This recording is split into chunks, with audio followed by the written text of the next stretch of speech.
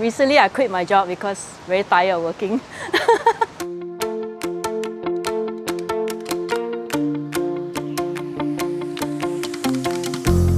My name's Carol. I'm 55 this year. Because I reached a stage where I'm very tired of working, so that's why I think I want to learn about investing so that I can have other sources of income.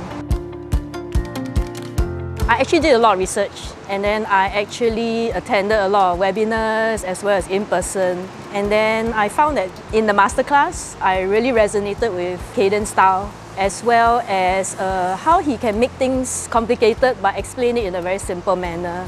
And the kind of support that we get post-course, I think those were important things for me.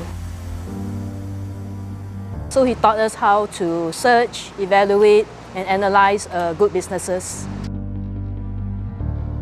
Never lose money. I think that's the key principle that I will live this by from now on because I've lost money in the past.